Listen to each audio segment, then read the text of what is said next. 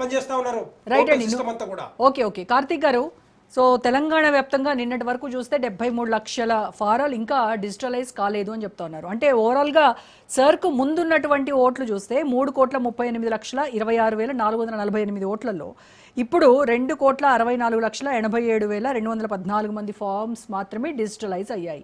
అంటే దాదాపుగా 21% పైగా తగ్గేటువంటి అవకాశం ఉంది అనేది ఇప్పుడు అన్ని పార్టీల్లో కనబడుతున్నటువంటి ఆందోళన. సో ఈ డిలేషన్ కావచ్చు, రేపు ఏం జరగబోతుందో 73 లక్షల ఓట్లలో మరి కొన్ని యాడ్ అవుతాయా, మరి కొన్ని డిలేషన్ అవుతాయి. సో ఆ డిలేట్ అయినటువంటి ఓట్లు ఇప్పుడు 21% తగ్గినటువంటిది ఏ పార్టీకి అనుకూలంగా మారేటువంటి అవకాశం ఉందంటారు? రోజా గారు, మీకు అండ్ తోటి ప్యానలిస్టులకి అందరికీ, రాజు న్యూస్ ప్రేక్షకులు అందరికీ కూడా గుడ్ ఈవినింగ్. నిజానికి ఇక్కడ ఒక విషయాన్ని మనం మాట్లాడుకోవాలండి. ఈ రోజు వరకు నాకు కూడా ఎన్యుమరేషన్ ఫామ్ రాలే. సరే, నేను జర్నలిస్ట్ గా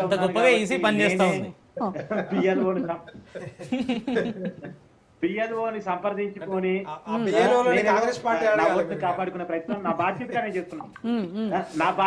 చేస్తున్నాను. అది వదిలేస్తే ఒక విషయాన్ని ఇక్కడ మనం గమనించాలండి. దేశంలో ఎన్నికల కమిషన్ ఇండిపెండెంట్ బాడీయా లేదా పక్కన పెడితే అసలు ఎన్నికల కమిషన్ ఒక బాడీ అంటూ ఏమి లేదు. మళ్ళీ ఈ గవర్నమెంట్ అధికారులే ఎన్నికల కమిషన్ బాడీ.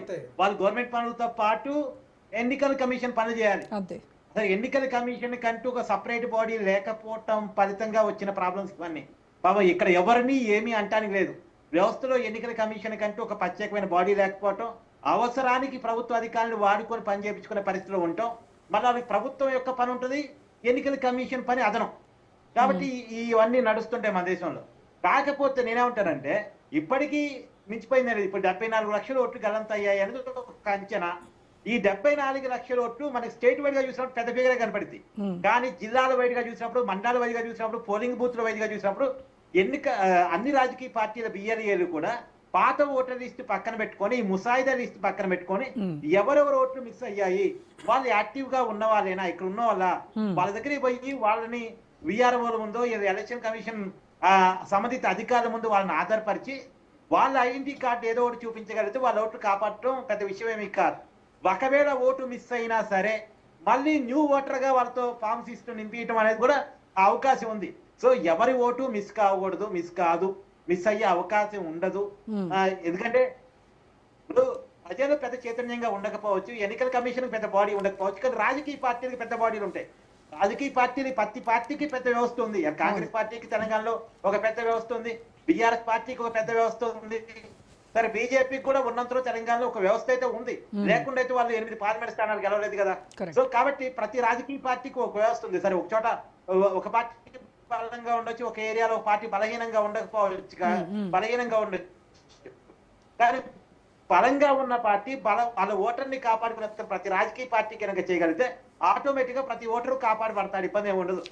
కాబట్టి మనం ప్రజల్ని ప్యానిక్ గురి చేయాల్సిన అవసరం లేదు అనేటువంటిది నా ఉద్దేశం. సరే, మన దేశంలో ఉండే సహజంగా ఉన్నటువంటి కొన్ని లోపాల ఫలితంగా మనం ప్రతి లోపాన్ని ఎత్తి చూపించుకోవడం కంటే కూడా లోపాన్ని ఎలా అధిగమించాలి అన్న దాని మీద చర్చకు పోతే చాలా మంచిది. మన లోపాలను మనం ఎత్తి చూపించుకొని మన కంట్లో మనం పొడుచుకోవడం కరెక్ట్ కాదు కదా. ఉన్నాయి, లోపాలు ఉన్నాయి. ఈ కారణం ఏంటంటే ఎలక్షన్ కమిషన్ కి సపరేట్ బాడీ లేకపోవటం, ఉన్న బిఎల్ఓలకి పాపం వాళ్ళకి చాలా మందికి వాళ్ళకి పెద్దగా ఎక్సైజ్ తెలియదు. అంటే వాళ్ళకి కొన్ని అవగాహన లేకపోవటం వల్ల కొన్ని ప్రాబ్లమ్స్ అయితే ఉన్నమాట వాస్తవం, లేవు అని మనం కవర్ చేసుకోవటం సరిగా. కాకపోతే బిఎల్ఓలకి తోడుగా బిఎల్ఏలు కూడా ఉన్నారు కాబట్టి ఈ బిఎల్ఓలతో బిఎల్ఏలు అనుసంధానం చేసి పోలింగ్ బూత్ లో ప్రతి ఓటర్ని కాపాడుకునే అవకాశం 1-2 సార్లు ఉంది. ఒకటి, ఫస్ట్ ముసాయిదా జాబితా చూసి ఓటర్ లిస్ట్ ఆధారంగా పాత ఓటర్లు ఎవరు, కొత్త ఓటర్లు ఎవరు, పాత ఓటర్లో మిస్ అయిన వాళ్ళు ఎవరు, ఆ మిస్ అయిన వాళ్ళు చనిపోయిన వాళ్ళ, షిఫ్ట్ అయిన వాళ్ళ, లేదు ఉండి కూడా అంటే ఇక్కడే ఉండి కూడా మిస్ అయినారా, ఉండి కూడా మిస్ అయితే వాళ్ళని తీసిపై విఆర్ఓ ముందు ఆధారపరిచి పలానా ఐడి కార్డు ఇతను ఉన్నాడు కానీ ఇతను ఓటు మిస్ అయింది అంటే మళ్ళీ అతను యాడ్ చేస్తాడు. యాడ్ చేయకపోయినా సరే, అలా కూడా మిస్ అయినా సరే మళ్ళీ న్యూ ఓటర్ గా అప్లై చేయొచ్చు. సో పెద్ద దీనికోసం బాధపడాల్సిన అవసరం లేదు అనేటువంటిది. కాకపోతే కొన్ని లోపాలు ఉన్నాయి కదా అని చెప్పి సరే మనం వ్యతిరేకించలేం. ఎందుకంటే అందరికి చాలా మందికి 2 ఓట్లు ఉన్నాయి, ఓపెన్ గా ఒప్పుకోవాలి.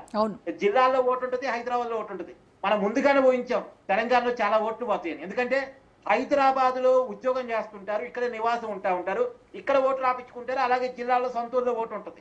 ఇప్పుడు 2 ఓట్లు అన్న కాడ ఒకే ఓటు ఉండాలి అన్న కాడ చాలా మంది ఓటును వదులుకుంటారు. దాని వల్ల కూడా చాలా ఓట్లు పోతాయి. చనిపోయి అదే తెలంగాణకు మాత్రమే ఇది అంటే అర్బన్ సిటీస్ లో అన్నిట్లో కూడా ఈ గోల ఉంటుంది. మన హైదరాబాద్ కి ఆ బాధ అయితే ఉంది. ఇప్పుడు ఆంధ్రాకి మేబీ ఇంత బాధ ఉండకపోవచ్చు, కానీ మనకు ఆ బాధ ఉంటుంది. ఎందుకంటే మన హైదరాబాద్ లో బతుకుతున్న వాళ్ళు ఆంధ్ర వాళ్ళు చాలా మంది ఉన్నారు, గుజరాత్ వాళ్ళు చాలా మంది ఉన్నారు, రాజస్థాన్ వాళ్ళు చాలా మంది ఉన్నారు. పైగా మన జిల్లాల్లో ఉండి తెలంగాణలో కూడా జిల్లాల్లో ఓటాకు కలిగి ఉండి ఇక్కడ ఓటాకు నమోదు చేసుకున్న వాళ్ళు చాలా మంది ఉన్నారు. ఎగ్జాంపుల్ అండి, మన జూబ్లీహిల్స్ ఉప ఎన్నిక జరిగింది. ఆ జూబ్లీహిల్స్ లో కొంతమంది ఓటర్లు ఎక్కడున్నారో కూడా తెలియదు, అసలు లేరు. ఏదో అక్కడ జూబ్లీహిల్స్ లో నివాసం ఉన్నప్పుడు ఓటు రాపించుకొని ఉంటారు. వాళ్ళు ఇంకో చోట షిఫ్ట్ అవుతారు, అక్కడ ఓటు రాపించుకుంటారు, ఇక్కడ ఉండరు. కానీ ఆ ఓటు మాత్రం అలాగ ఉంటూ ఉంటది. మరి ఆ ఓటును తొలగించాలా వద్దా? తొలగించాలని బాధ్యత ఉంటది కదా. సో మంచి కోసం జరుగుతున్న కార్యక్రమంలో లోపాలు ఉన్న మాట వాస్తవం. సో ఇప్పుడు కార్తిక్ గారు తొలగించిన ఓట్లు రేపటి ఎలక్షన్స్ లో, నెక్స్ట్ జిహెచ్ఎంసీ ఎలక్షన్స్ రాబోతున్నాయి, అక్కడ గెలుపోటములను డిసైడ్ చేస్తాయా ఇవి? ఖచ్చితంగా ఓటర్ల శాతం తగ్గినప్పుడు ఖచ్చితంగా గెలుపు ఓటములు ఎంతో కొంత ప్రభావితం అవుతాయి. కానీ ఈ పార్టీ ఓటర్లు ఇప్పుడు నేనేమంటానంటే, మనం లెక్కేయాల్సింది కూడా పోయిన ఓట్లు ఏ పార్టీవి కాదు, ఆ పోయిన ఓటర్లు భారతీయులు అన్న విషయాన్ని మనం ఫైండింగ్ చేసుకోవాలి. మన ఓటర్లు మనం మిస్ చేసుకున్నాం అన్న విషయాన్ని మనం గుర్తుపెట్టుకోవాలి. ఎంతసేపటికి పోయిన ఓటరు ప్రతి ఒక్కరికి పార్టీ నెత్తి మీద రాసి ఉంటుందా అండి? ఇవాళ రేపు అలా ఏం లేదు. ఒకప్పుడు అంటే ఫిక్స్డ్ ఓటర్లు ఉండరు, ఈ పార్టీకి ఓటరు ఈ పార్టీకి ఓటర్ అని ఉండేది. కానీ ఇప్పుడు మారిన సమాజంలో ఎవరు కూడా ఫిక్స్డ్ గా ఉంటుందా? ఎవరు కొద్ది శాతం మనం ఉంటున్నారేమో, ఇటోళ్ళు అటు మారుతున్నారు, అటోళ్ళు ఇటు మారుతున్నారు. పెద్ద ఆ రోజులు పోయినాయి. నేను నాది పలానా పార్టీ, నేను ఈ పార్టీకి చచ్చిపోయేదాకా అనే వాళ్ళు తగ్గిపోయారు. అసలు రాజకీయ నాయకులే తగ్గిపోయారు. ఈ పార్టీలో ఉన్న నాయకుడు రేపు ఆ పార్టీలో ఉంటాడు, ఆ పార్టీలో ఉన్న నాయకుడు రేపు ఇంకో పార్టీలో ఉంటాడు. ఇక ప్రజలదేముంది, ఓటర్దేముంది. సో అదే ఉంటది. కానీ నేను అనుకోవటం మిస్ అయిన ఓట్లను ఏ విధంగా కాపాడగలం అనే దాని మీద రాజకీయ పార్టీలు ఎక్సర్సైజ్ చేస్తే చాలా మంచిదని నా ఉద్దేశం. ఓకే కార్తీక్ గారు, ఇంకొక విషయం ఏంటంటే, గత అసెంబ్లీ ఎన్నికల్లో కనుక చూస్తే మనము ఓట్ షేర్ చూస్తే కాంగ్రెస్ ఓట్లు 39.40% అండి వీళ్ళకి పోలైనటువంటి ఓట్ శాతము. బీఆర్ఎస్కి వచ్చేసి 37.35, అంటే ఓవరాల్గా చూస్తే 2.05% మాత్రమే రెండు పార్టీల మధ్య తేడా ఉంది. సో ఇది ఇప్పుడు బేస్ చేసుకుని ఇప్పుడు తొలగిపోయినటువంటి ఓట్లను చూస్తే గెలిపోవటములకు ఎవరికి ఎక్కువ ఉంటుందంటారు? అంటే నేనేమంటానంటే, అసలు తొలగించబడ్డ ఓట్లు ఎవరివి అనే ఒక ఐడెంటిఫికేషన్ మనం చేయగలమా? అది ఏ పార్టీకి ఉంటాయని చేయగలమా? అంతిమంగా నేను అనేది ఏంటంటే, ఇలా ప్రభుత్వం మీద వ్యతిరేకత ఉందా, అనుకూలత ఉందా, ప్రజలు ఎవరిని కావాలనుకుంటున్నారన్న దాన్ని బట్టి గెలిపోవటంలు ఉంటాయి తప్ప, ఇప్పుడు గెలిపోవటంలు అంటే నేను చిన్న ఎగ్జాంపుల్ చెప్తానండి. అసెంబ్లీ ఎన్నికలకి పార్లమెంట్ ఎన్నికలకి ఎంత తేడా ఉంది? అప్పుడు సరి జరగలేదుగా, సేమ్ ఓటర్స్ కదా, అసెంబ్లీ ఎన్నికలకి పార్లమెంట్ ఎన్నికలకి ఓట్లలో మార్పు ఏం రాలేదు కదా, అప్పుడు సరైన జరగలేదు కదా. కానీ అసెంబ్లీ ఎన్నికలకి పార్లమెంట్ ఎన్నికల ఫలితానికి ఎంత తేడా వచ్చింది చూడండి. అసెంబ్లీ ఎన్నికల్లో 38 సీట్లు బీఆర్ఎస్ గెలిచింది, 64 సీట్లు కాంగ్రెస్ గెలిచింది, బీజేపీ కేవలం 8 సీట్లు మాత్రమే గెలిచింది.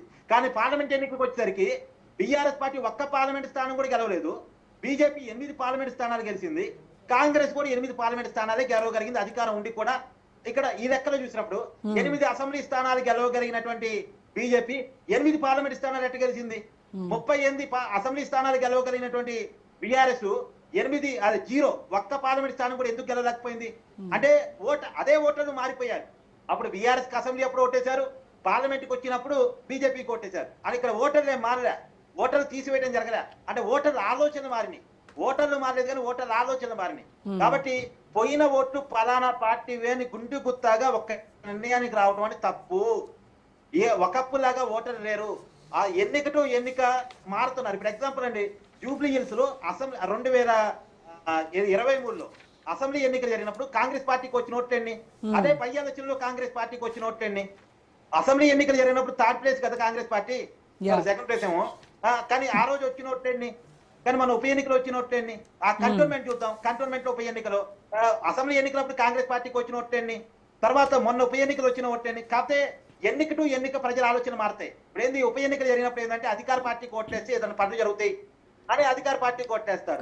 లేదు, అసెంబ్లీ ఎన్నికలు జరిగినప్పుడు పలానా పార్టీ అధికారం వస్తే బాగుంటుంది, పలానా వ్యక్తి ముఖ్యమంత్రి అయితే బాగుంటుంది అని అప్పుడు ఓట్లేస్తారు. పార్లమెంట్ ఎన్నికలప్పుడు పలానా వ్యక్తి ప్రధానమంత్రి అయితే బాగుంటుంది, పలానా పార్టీ అధికారంలోకి వస్తే బాగుంటుంది అని అప్పుడు ఓటేస్తారు. అంటే ఎన్నిక టు ఎన్నిక ప్రజల ఆలోచన మారుతూ ఉంటాయి. ప్రజలు పలానా పార్టీ అని ఫిక్స్ గా గుండు గుత్తాగా మనం వాళ్ళని కట్టేయాల్సిన అవసరం లేదు అనేది నా ఉద్దేశం. ఒకవేళ ఈ 74 లక్షల ఓట్లు కొంతమంది అయితే కావచ్చు, ఫిక్స్డ్ పార్టీ అయితే కావచ్చు, కానీ మొత్తానికి మొత్తం ఈ పోయిన ఓట్లని ఒకే పార్టీవి అని చెప్పడానికి ఉండదు. కానీ కార్తిక్ గారు ఫేజ్ 1 ఫేజ్ 2లో ఆయా రాష్ట్రాల్లో తొలగించినటువంటి ఓట్ల ప్రభావము ఆ పార్టీలు గెలుపోవటంని నిర్దేశించింది కదా, అక్కడే కదా బీజేపీకి ప్లస్ అయింది ఈ సర్ ప్రక్రియ ద్వారానే అని కదా ప్రతిపక్షాలన్నీ కూడా అంటా ఉన్నాయి. ఇప్పుడు నేనేమంటానంటే బీహార్లో ఎన్నికలు జరిగాయండి, బీజేపీ గెలిచింది, ఓకే, సరి ప్రక్రియ జరిగాక బీహార్లో ఎన్నికలు జరిగాయన్నారు, గెలిచింది. మరి అదే మొన్న ఉప ఎన్నికలో అదే ఓటర్లు కదా ప్రశాంత్ కిషోర్ గెలిపించారు, బీజేపీ కంచుకొట్టిన బీజేపీ ఓడిపోయింది.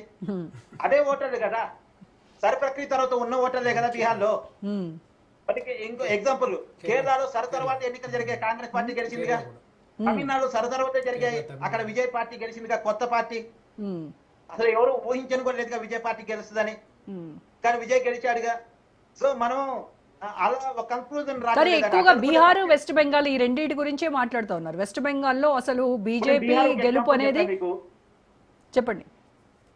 బీహార్ ఒక ఎగ్జాంపుల్ చెప్పా, బీజేపీ కంచుకోటలో బీజేపీ ఓడిపోయింది, సరి ప్రక్రియ తర్వాత ఉన్న ఓటర్ల ఆధారంగానే ఎన్నిక జరిగింది, మరి ఓడిపోయారు కదా.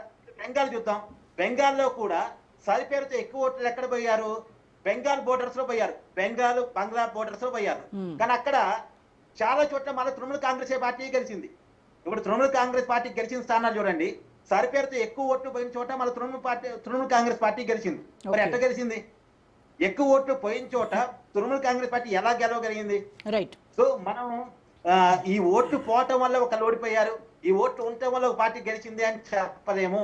ఇప్పటికీ పార్టీలకి చాలా ఆప్షన్స్ ఉన్నాయి. నేను ఏమంటున్నానంటే ప్రతి ఓటర్ని కాపాడుకోవటానికి పార్టీలకి చాలా ఆప్షన్స్ ఉన్నాయి. వాళ్ళ బిఎల్ఏని స్ట్రెంథన్ చేసుకొని, బిఎల్ఏని ఎడ్యుకేట్ చేసుకొని వాళ్ళ ద్వారా వాళ్ళ పార్టీ ఓట్లు కాపాడుకునేటువంటి అవకాశం ప్రతి రాజకీయ పార్టీకి ఉంది. ఒకవేళ ఓట్లు మిస్ అయినా కొత్త ఓటర్లుగా నమోదు చేపించుకునే అవకాశం కూడా ఉంది. ఇది ఈ దేశంలో ఎవరు ఓటు పోతే ఎవరు ఊరుకోరండి, ఎవరు తమ ఓటును కోల్పోతారని అనుకోరు. ఎందుకంటే ఓటు పోతే సంక్షేమ పథకాలు పోవు అన్నది నిజమైనప్పటికీ కూడా ఓటు లేనప్పుడు మనిషిగా కూడా క్యాలిక్యులేట్ చేయరు. ఎందుకంటే ఓటు ఉంటేనే ఆ ఓటుని కాపాడుకోవడం కోసం వాళ్ళకి ఏదో పథకం ఇస్తా ఉంటారు రాజకీయ పార్టీలు. కాబట్టి ఎవరి ఓటుని ఎవరు మిస్ చేసుకోవాలని అనుకోరు.